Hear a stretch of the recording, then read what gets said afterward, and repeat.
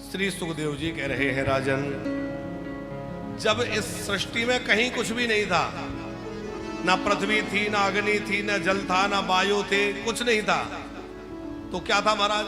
बोले सब शून्य था, केवल एक परब्रह्म ही, परमात्मा ही ज्योति रूप में सनातन ज्योति थी। अब भगवान ने सोचा कि मैं एक से अनेक बनूं, तो एक से अनेक होने के लिए भगवान ने अपनी मूल प्रकृति को अपने से भिन्न किया। तो उस परम पुरुष से प्रकृति भिन्न हुई, तो दो हो गए, एक पुरुष, एक प्रकृति, एक परमात्मा, एक प्रकृति। ये जो प्रकृति है यह भी भगवान का ही स्वरूप है। अब उस प्रकृति में जो है उसमें कुछ क्षोभ हुआ और उससे महातत्व की उत्पत्ति हुई। बहुत विस्तार है, हम आपको संक्षिप्त में समझा देते हैं। महातत्व से त्रिविध अहंकार हुआ, सत्व, रज और तम। ये तीन प्रकार का जो अहंकार हुआ, तो उसमें तमोगुण के द्वारा पंच महाभूत हुए। सबसे पहले आकाश हुआ, फिर वायु, फिर अग्नि, फिर जल और फिर पृथ्वी, ऐसे क्रमशः पंच महाभूत प्रकट हुए। फिर इनकी पंच तन्मात्राएं, शब्द, स्पर्श, रूप, रस, गंध, ये सब प्रकट हुए। फिर रजोगुण के द्वारा 5 ज्ञानेंद्री, 5 कर्मेंद्री, जिनकी हम पहले चर्चा कर रहे थे, ये 10 इंद्रियां और प्राण हुए। सत्वगुण के द्वारा जो है इंद्रियों के अधिष्ठात्र देवता और मन, ये सब तत्व जब प्रकट हुए तो आपस में कुछ क्रिया नहीं कर पा रहे थे, सब तत्व निष्क्रिय थे। तो उस परब्रह्म ने इन सबको एक जगह संगठित किया और इनका एक पिंड बनाया। उस पिंड में ब्रह्म ने प्रवेश किया तो इसका नाम पड़ गया ब्रह्मांड। उस पिंड में ब्रह्म प्रवेश किए। वो देखते देखते वह पिंड बहुत बड़ा हो गया, अंडे के आकार का, और उसमें से हजारों हाथ पैर वाले भगवान आदि नारायण प्रकट हुए। भगवान का एक नाम है आदि नारायण। आदि इसलिए कि वो तो हमेशा से है, पर उन्होंने वहां एक रूप धारण किया, क्योंकि जो निर्गुण है उसको सगुण बनना है, जो निराकार है उसको कोई तो आकार लेना है। तो उन्होंने आकार लिया। कैसा? बोले हजारों हाथ हैं, हजारों पैर हैं, हजारों मुख हैं, ऐसे विराट नारायण भगवान। आपने वो फोटो देखा होगा, कहीं विराट भगवान होते, विराट नारायण भगवान प्रकट हुए। 1000 दिव्य वर्षों तक जल राशि में शयन किया, तो जल में शयन करने से नाम हो गया नारायण। नारायण, जल में घर बनाने से नाम पड़ गया नारायण। फिर जो है उनके नाभि में से कमल प्रकट हुआ। उस कमल के पुष्प में ब्रह्मा जी प्रकट हो गए, और ब्रह्मा जी ने विचार किया कि मैं कौन हूं, मेरा जन्मदाता कौन है, मुझे क्या करना है। तो ब्रह्मा जी ने भी तप किया, और तप के बाद भगवान ने आकर के उनको कहा, तुम्हारा नाम ब्रह्मा है, मैं तुम्हारा जन्मदाता हूं, और तुम्हारा काम है सृष्टि का विस्तार करना। फिर ब्रह्मा जी ने सृष्टि के विस्तार के लिए प्रार्थना करी, प्रभु क्या मुझे मोह नहीं हो जाएगा? ये संसार मैंने बनाया है, ये दुनिया मेरी बनाई है। तो भगवान ने अपना परम गुह्य ज्ञान ब्रह्मा जी को दिया। कौन सा ज्ञान दिया? ये जो भागवत हम आपको सुना रहे हैं, यही भागवत भगवान नारायण ने वहां ब्रह्मा जी को सुनाई। उसको बोलते चतुश्लोकी भागवत, क्योंकि वो 4 श्लोकों में थी। पहले वेद व्यास जी ने विस्तार किया है। तो 4 श्लोकों की भागवत कैसी है, जरा ध्यान से सुनना। भगवान कह रहे हैं, ज्ञानम परम गुह्यम मे यद विज्ञान समन्वितम सहरसहम तदंगम चाग्रहण गदितिम मया। भगवान कह रहे हैं, ब्रह्मा जी, मैं अपना गुह्य ज्ञान तुम्हें दे रहा हूं जो विज्ञान से समन्वित है। ध्यान देकर सुनो। और फिर चतुश्लोकी भागवत को भगवान ने प्रारंभ किया। अहमेवा समेवाग्रे नान्यद्यद सद सत परम यस् अहमेवा समेवाग्रे नान्यद्यद सद सत परम पश्चादहम यदेतच्च सोवसस्येत सोऽस्म्यहम् ऋते रतं यत प्रतीयेत ना प्रतीयेत चात्मनि तद विद्यादात्मनो मायां यतः भासो यथा तमा यथा महान्ति भूतानि भूतेषु चावचेश्वरो प्रविष्टान्य प्रविष्टान्य तथा ते सुनते स्वहम एतावदेव जिज्ञासं तत्व जिज्ञासुनात्मना अनवय व्यतिरेकाभ्याम यत स्यात् सर्वत्र सर्वदा। ये है 4 श्लोक। 2 श्लोकों में भगवान ने अपना रूप बतलाया है और 2 में अपनी माया का। भगवान कह रहे हैं अहम एव अग्रे। जब इस सृष्टि में कहीं कुछ नहीं था तो भगवान कह रहे हैं केवल मैं था। और भगवान भी निष्क्रिय थे, माने कोई क्रिया नहीं कर रहे थे। तो ये जो कुछ बना वो कहां से बना?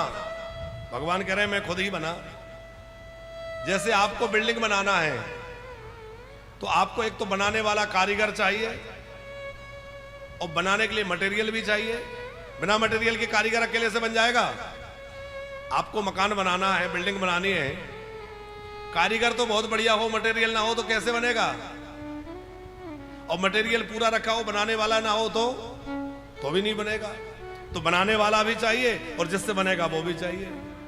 और विचित्र बात यह थी कि जब दुनिया को बनाना था तो भगवान के पास ना तो कोई बनाने वाला था और ना बनाने के लिए कोई सामग्री थी। तो बनाने वाला जो कारीगर है वो कौन बन गया? वो भगवान ही बन गए।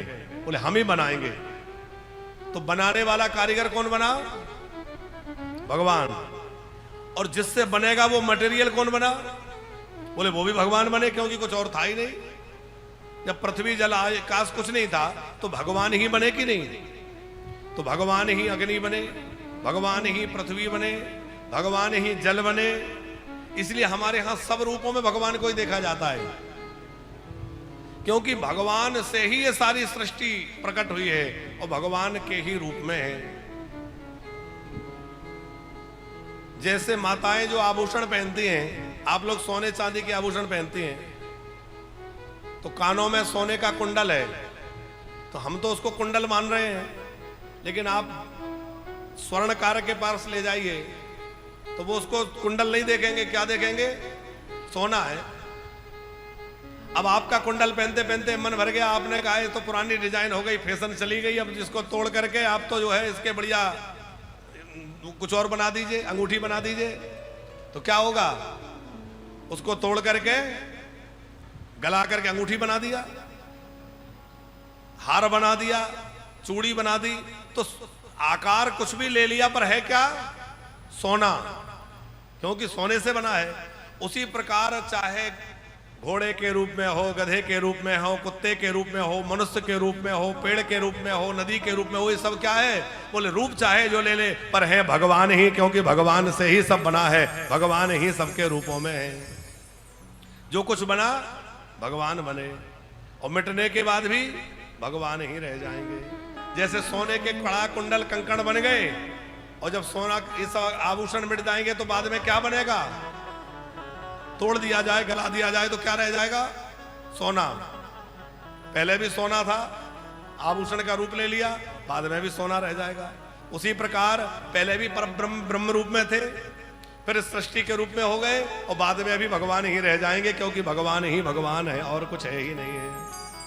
इसीलिए जो तत्वज्ञ लोग हैं वो सब में भगवान ही देखते हैं, चाहे गधा हो, चाहे सुअर हो, चाहे कुत्ता हो। हमारे वृंदावन में एक मंदिर है पागल बाबा का, हम जहां हमारा स्थान है वानप्रस्थ धाम के पास में ही, बहुत पुराना और बड़ा अच्छा मंदिर है जिसकी बड़ी प्रसिद्धि है, पागल बाबा का मंदिर। तो आपने कभी सोचा कि वो बाबा पागल बाबा के नाम से क्यों प्रसिद्ध थे?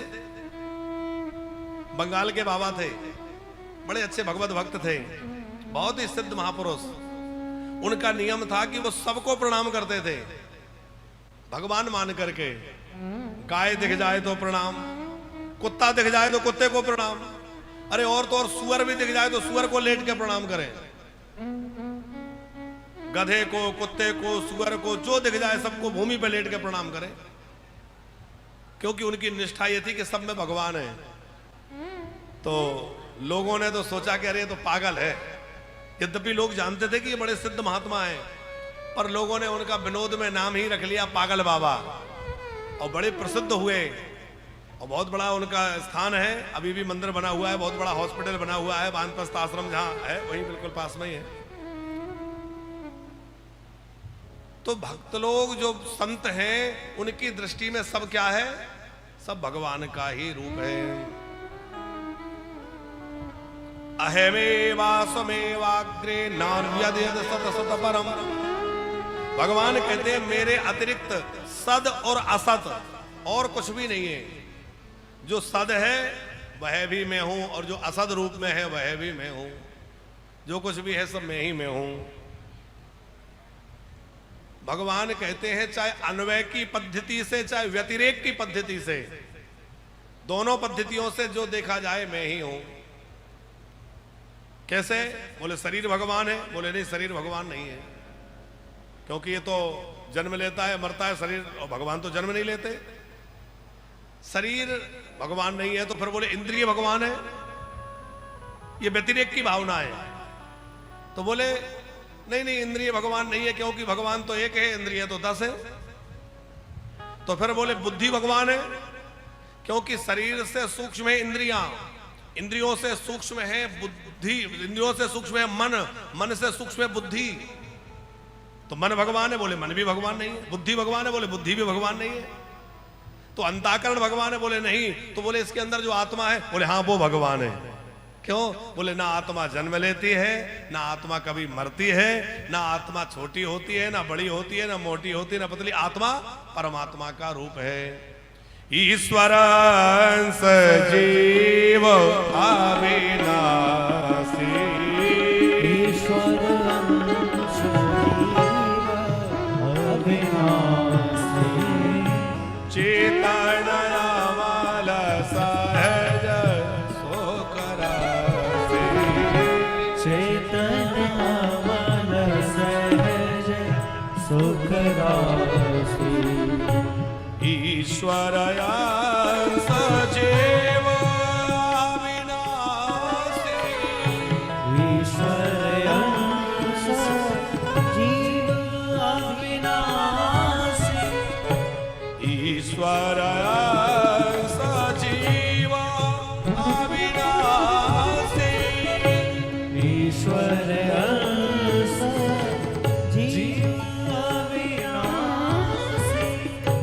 चेतन अमल सहज सोखरासी, चेतन अमल सहज सुखरासी, ईश्वर अंश जीव अविनाशी, ईश्वर अंश जीव अविनाशी, ईश्वर अंश, ईश्वर अंश, ईश्वर अंश जीव अविनाशी। बड़ी अद्भुत व्याख्या 4 श्लोकों में भगवान ने ब्रह्मा जी को सुनाई। और उसके बाद भगवान अंतर्ध्यान हो गए। ब्रह्मा जी ने सृष्टि का विस्तार किया। और फिर विदुर जी का यहां स्मरण हुआ है। बोले जैसे तुमने पूछा है कि किस प्रकार सृष्टि का विस्तार हुआ, ऐसे ही विदुर जी ने मैत्रेय जी से पूछा था। बोले महाराज विदुर जी मैत्रेय जी का मिलन कब और कैसे हुआ? तो फिर विदुर जी की चर्चा यहां प्रारंभ हो रही है। ये चर्चा क्या है? सुखदेव जी कहते हैं राजन, जिस समय महाराज धृतराष्ट्र जो है अपने पुत्र के मोह में एकदम अंधे हो गए थे और उनको बिल्कुल भी न्याय अन्याय का विवेक नहीं रहा कि क्या सही है क्या गलत है, तो एक दिन विदुर जी ने समझाया, देखो बड़े भैया ये अन्याय मत करो। आप अपने भाई पांडु के पुत्रों को यदि न्याय पूर्वक राज्य नहीं दे सकते तो कुछ तो दे दो, पर अन्याय मत करो। देखो यदि हम अपने घर में महाभारत कराना चाहते हैं तो क्या करें, और रामायण कराना चाहते हैं तो क्या करें? बड़े ध्यान से समझना। कोई पूछे कि रामायण में और महाभारत में दोनों में मूल रूप से क्या अंतर है, क्या उत्तर दोगे? बोले जहां दूसरे का अधिकार छीनने की भावना होती है वहां महाभारत होती है, और जहां अपना अधिकार दूसरे को देने की भावना होती है वहां रामायण होती है। रामायण में क्या है? राम जी कह रहे हैं मेरा भैया भरत राजा बन जाए, मुझे बड़ी प्रसन्नता होगी। और भरत जी कह रहे हैं नहीं नहीं नहीं, राजा तो राम जी ही बनेंगे, अयोध्या के चक्रवर्ती सम्राट की गद्दी। भरत जी कह रहे हैं राम राजा बन जाए, राम जी कह रहे हैं भरत जी राजा बन जाए। 14 वर्षों तक कोई राजगद्दी पर ही नहीं बैठा। तो आज भी राम कथा आदर्श बन गई कि नहीं? और महाभारत में युधिष्ठिर पांडव अपने अधिकार के लिए लड़ रहे हैं, उधर दुर्योधन हठ पूर्वक अन्याय से उस राज्य को हत्याना चाहता है, तो खींचातानी हो रही है, और उस खींचातानी का परिणाम महाभारत का युद्ध हुआ। तो कहने का भाव है कि भैया महाभारत यदि घर में नहीं चाहते हो तो दूसरे का अधिकार मत छीनो। भाइयों का, भतीजों का, पड़ोसी का, दूसरे का अधिकार छीनने की भावना रखोगे तो घर में क्या होगा? महाभारत हो जाएगी। इसलिए दूसरे का अधिकार मत छीनो। विदुर जी ने धृतराष्ट्र को समझाया, बड़े भैया ये सब अन्याय ठीक नहीं है। धृतराष्ट्र नहीं माने, विदुर जी निकल गए, कुटिया बना के रहने लगे। भगवान द्वारिकाधीश शांति दूत बनकर के पांडवों की ओर से आए, धृतराष्ट्र को समझाया, दुर्योधन को समझाया, पर वो कहां मानने वाले थे। और जब श्री कृष्ण को बंदी बनाने लगे तो श्री कृष्ण ने अपना दिव्य रूप प्रकट किया। फिर दुर्योधन बोला कि अरे बाद में ये सब बातें होंगी, पहले भोजन करिए। श्री कृष्ण बोले मेरा निमंत्रण तो कहीं और है। महाराज कहां निमंत्रण है? बोले आज मेरा निमंत्रण काका विदुर के घर है। अब देखो विदुर जी तो बड़ा साधारण जीवन जी रहे हैं, घास फूस की कुटिया में रह रहे हैं, बड़ा सामान्य सा जीवन है, पति पत्नी दोनों भजन कर रहे हैं। और विदुरानी जी बार बार कहती हैं क्यों जी कभी हम भी श्री कृष्ण को अपने यहां बुलाएं। विदुर जी कहते हैं देवी हम कहां बिठा लेंगे, क्या खिलाएंगे, हमारे पास क्या है। बार बार विदुरानी कहती है, बार बार विदुर जी समझा देते हैं, पर आज भगवान ने विदुरानी की भावना का आदर करते हुए खुद ही भगवान जाने के प्रस्ताव दे दिए। अब तो विदुर जी दौड़कर आए, विदुरानी को कहा देवी तुम्हारी साधना सफल हो गई, आज तुम्हारे घर में ठाकुर जी आने वाले हैं। अरे विदुरानी तो इतनी प्रसन्न हो गई कि क्या कहना, आज मेरे घर प्रभु आ रहे हैं, मेरे द्वारिकाधीश आ रहे हैं। तो विदुरानी अपनी कुटिया को सजाने लगी, कहीं लेपन लगा रही है, कहीं बंधनवार सजा रही है, कहीं रंगोली बना रही है, मेरे द्वार पर द्वारिकाधीश आ रहे हैं, बड़ी प्रसन्न हो रही है। अब विदुर जी चले गए, थोड़ा मेवा मिष्ठान कुछ ले आऊं, क्या खिलाएंगे। अच्छा विदुर जी तो चले गए मेवा मिष्ठान लेने, विदुरानी कुटिया को सजा करके बैठी है। उधर दरवाजे पर आ गए श्री कृष्ण, द्वार बंद था, आवाज लगाई काकी, अरे ओ काकी। और जैसे ही मीठी मीठी ध्वनि विदुरानी के कानों में गई, ओहो मेरे प्रभु आए, कन्हैया आ गए, मेरे कन्हैया आ गए, दौड़कर पहुंच गई। और जैसे ही प्रभु को देखा इतनी आनंद विभोर हो गई, ओहो कितना सुंदर स्वरूप है। जो हृदय में जिस स्वरूप को बसा रखा था आज वो सामने खड़ा है। विदुरानी बड़ी गदगद हो रही है, आंखों से आंसू बह रहे हैं, शरीर पुलकित हो रहा है, कुछ भी बोलना चालना भी भूल गई। बड़ी देर तक ठाकुर जी खड़े रहे, फिर पूछा काकी ऐसे ही देखती रहोगी कि अंदर भी ले चलोगी। अरे बोले मैं तो भूल ही गई, चलो चलो चलो, लेकर अंदर आए। बोले यहाँ बैठ जाओ। फिर बोले नहीं नहीं ये ठीक नहीं, आप यहाँ बैठ जाओ। सारी कुटिया में घुमाया, और संत कहते हैं एक जगह तो उल्टा पटला रख दिया, और ठाकुर जी उसी पे विराज गए। अब ठाकुर जी बैठे, फिर ऐसे बैठ के देख रही। श्री कृष्ण बोले देखती रहोगी, कुछ खाने पीने भी लाओगे, बड़ी भूख लगी है।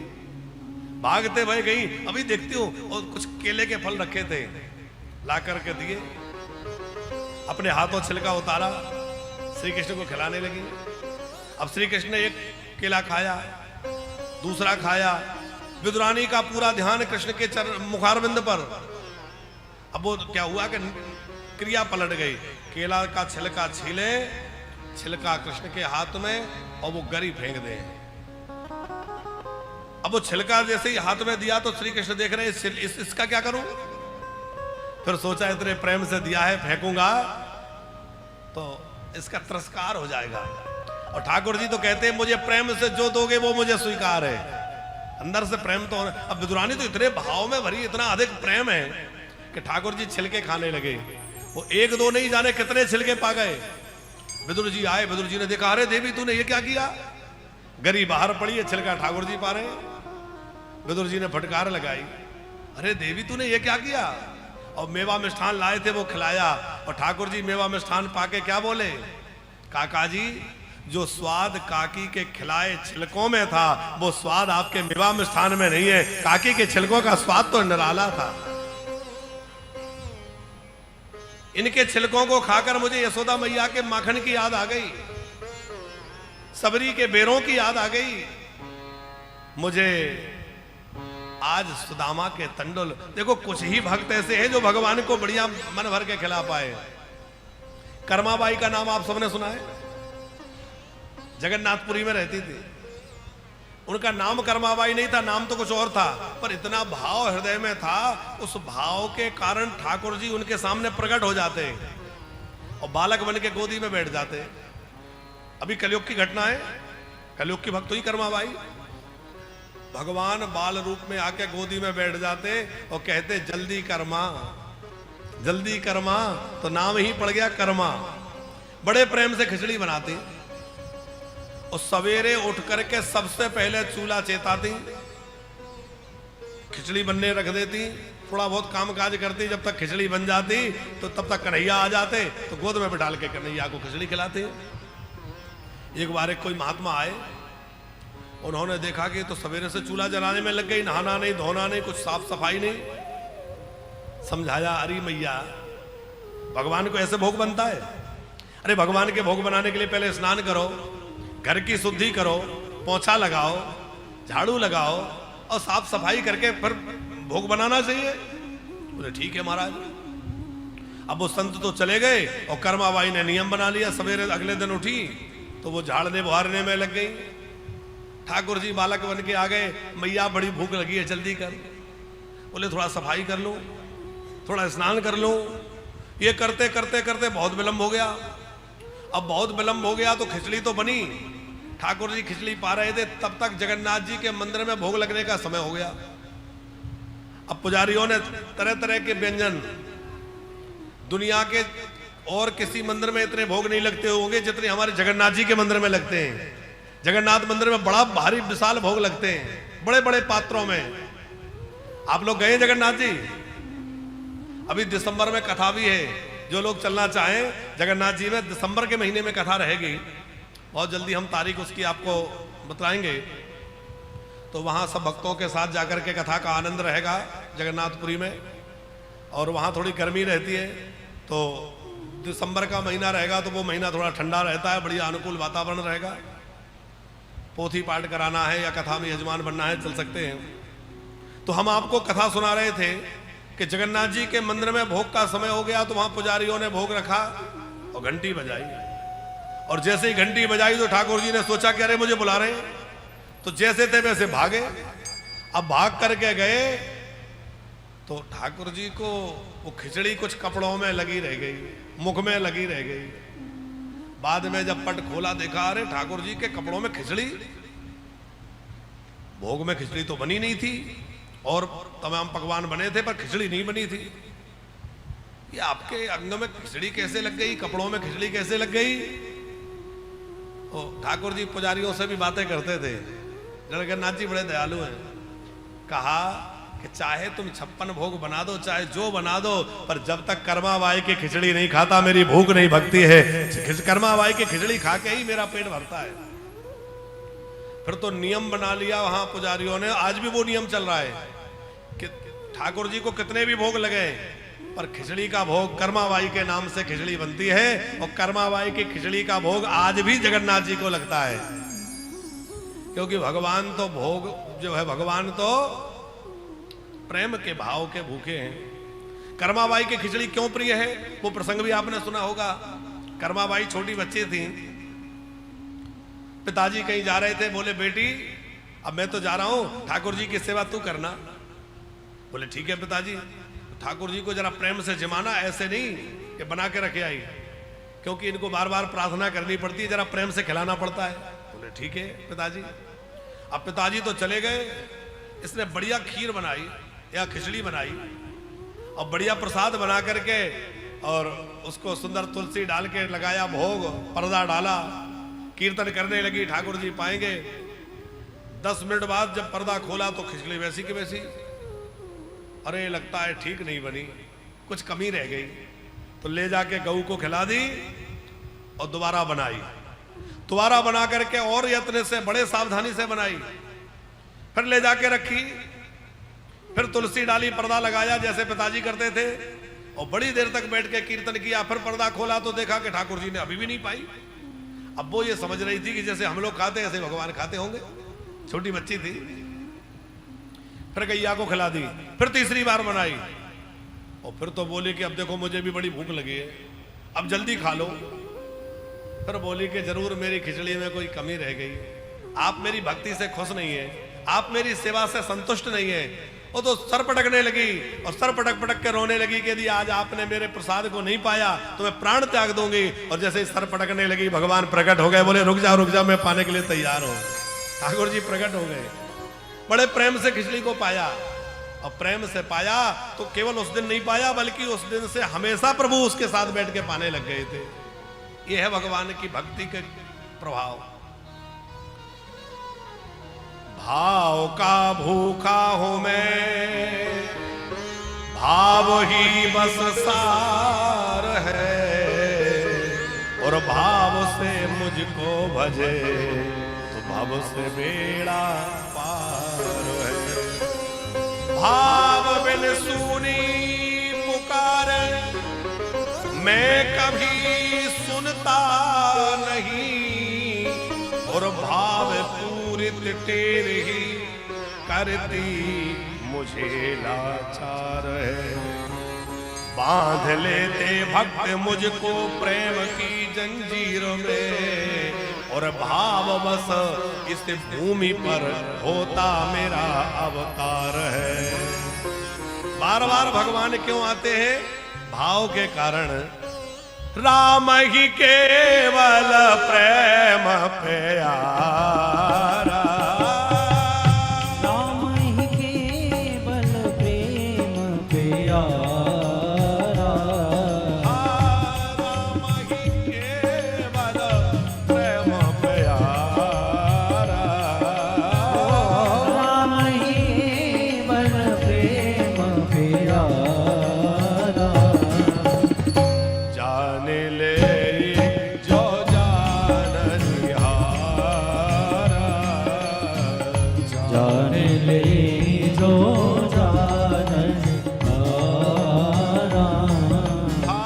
मिलहि न रघुपति बिन अनुराग, मिलहि न रघुपति बिनु अनुरागा, कियहि कोटि जप जोग विरागा, यही कोटि जप जोग विरागा, मिलहि न रघुपति बिन अनुरागा,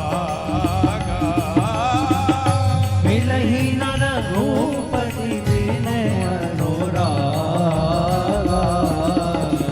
कियहि कोटि जप जोग विरागा,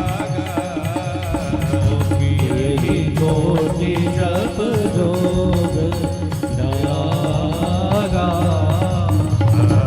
कियहि कोटि जप जोग विरागा,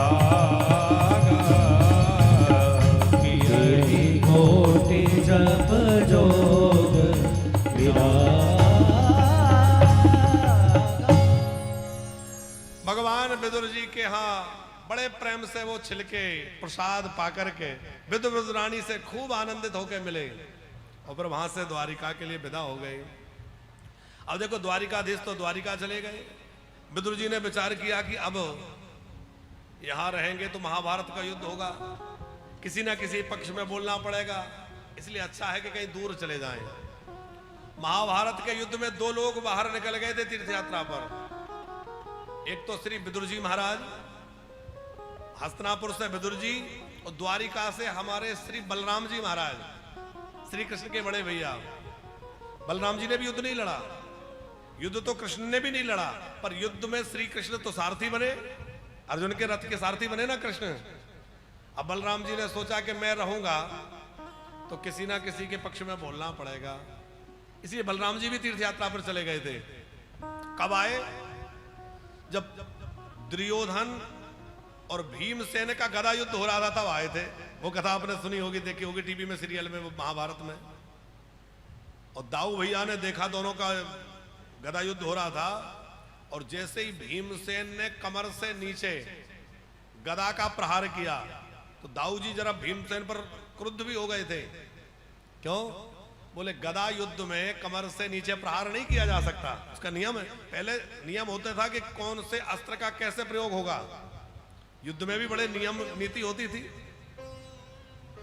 फिर श्री कृष्ण ने समझाया, दाऊ भैया आज आपको धर्म याद आ रहा है, और इन दुष्टों ने भरी सभा में द्रौपदी का चीर खींचा जब आप कहां थे। इन्होंने, इतने लोगों ने घेर कर अभिमन्यु को, इतने वीरों ने मिलकर के अकेले को मारा, तब आप कहां थे। कितने इन्होंने अन्याय किए, द्रुत कीड़ा में जो है छल पूर्वक हमारा पांडवों का सब छीन लिया, तब कहां थे। बहुत सारी बातें याद दिलाई। भीमसेन को विस्फरे लड्डू खिलाए, लाक्षा भवन, आपने वो देखा ना, लाख का भवन बना दिया था जिसका नाम लाक्षा भवन पांडवों के लिए दुर्योधन ने, और सोचा कि पांचों जल के भस्म हो जाएंगे। ऊपर से उसकी रंगाई पुताई ऐसी कर दी कि बड़ा सुंदर महल लगता था। पांचों पांडवों को उसमें भेज दिया और उसमें बड़ी व्यवस्था कर दी। उनको लगे कि हमारी बड़ी सेवा पांडवों की हो रही है, दुर्योधन हमारे लिए कितनी व्यवस्था कर रहा है। षड्यंत्र था कि दरवाजे बंद कर दिए जाएंगे, आग लगा दी जाएगी, महल एकदम जलेगा, पांचों जल के भस्म हो जाएंगे। पर जिसकी रक्षा की जिम्मेवारी भगवान ले ले, उसको कोई मार सकता है। श्री कृष्ण ने विदुर जी से संदेश दिलवाया, और फिर वो अंदर ही अंदर सुरंग खोज करके रास्ते से पांडव बाहर निकल गए, लाक्षा भवन जल गया। तो श्री कृष्ण ने दाऊ जी को, बलराम जी को समझाया, इतने इन्होंने अन्याय किए तब आप नहीं बोले, तो अब क्यों बोल रहे हैं, अब जो हो रहा है सो होने दीजिए। दाऊ भैया ने भी कहा चलो जो हो सो ठीक है। तो एक तो बलराम जी और एक विदुर जी ये तीर्थ यात्रा पर चले गए थे। विदुर जी ने खूब तीर्थ यात्राएं करी। तीर्थ यात्रा करते करते उद्धव जी से भेंट हुई, वहां से बद्री नारायण गए, मैत्रेय जी से भेंट हुई। पर मैत्रेय और विदुर जी का संवाद है, विदुर मैत्रेय संवाद के रूप में सृष्टि का विस्तार कैसे हुआ वो बताया। ब्रह्मा जी ने 4 पुत्र पहले प्रकट किए, भगवान का प्रथम अवतार शनकादिक के रूप में हुआ, जो निवृत्ति मार्ग पर चले गए। फिर ब्रह्मा जी के भौहों से रुद्र भगवान प्रकट हुए। रुद्र भगवान के बाद में 10 मानस पुत्र हुए। फिर शरीर के बाम भाग से स्त्री, दाएं भाग से पुरुष मनु शत्रुपा प्रकट हुए। भगवान ने वराह रूप धारण करके पृथ्वी रसातल में पड़ी थी उसको लाकर स्थापित किया, और पृथ्वी को लाकर के उस पर सृष्टि का विस्तार हो व्यवस्था करी। महाराज मनु का सुंदर राज्य हुआ। मनु महाराज के 5 संतानें हुई, आकुति, देवहूति, प्रसूति 3 बेटियां हुई, और प्रियव्रत उत्तानपाद 2 पुत्र हुए। पहले बीच वाली बेटी का चरित्र सुनाया। देवहूति नाम की जो बेटी है, इसका विवाह हुआ कर्दम नाम के महात्मा से। कर्दम का मतलब होता है जिसने अपनी इंद्रियों का दमन कर लिया है, वो कर्दम। और देवहूति मतलब जो देवताओं को भी आहूत कर ले, माने बुला सके, वो देवहूति। कर्दम जी बड़े तपस्वी महात्मा थे, हजारों वर्ष तपस्या में बैठे रहे। जब देखा कि देवहूति का शरीर सेवा करते करते सूख गया है, बेचारी बहुत दुबली हो गई है, बाल जो है वो जटा बन गए, तो कर्दम ऋषि ने देवहूति मैया के लिए एक सरोवर में स्नान करने भेजा। अनेक देवियां तपोबल से प्रकट हो गईं, और कर्दम जी की तपस्या के प्रभाव से उन देवियों ने बड़ा सुंदर श्रृंगार देवहूति मैया का किया। फिर एक कामुक विमान प्रकट किया, जो बड़ी अद्भुत विमान था, कामना के अनुसार चलने वाला, वो कर्दम ऋषि ने प्रकट किया। और उसमें अनेक वर्षों तक देवहूति मैया और कर्दम जी भ्रमण करते रहे। आगे इनका सुंदर गृहस्थ जीवन है। 9 कन्याएं इनके घर में हुई। 9 कन्याएं जो है वो 9 महर्षियों के साथ ब्याही गई, और बाद में एक पुत्र हुए जिनका नाम हुआ कपिल। बोलिए कपिल नारायण भगवान की।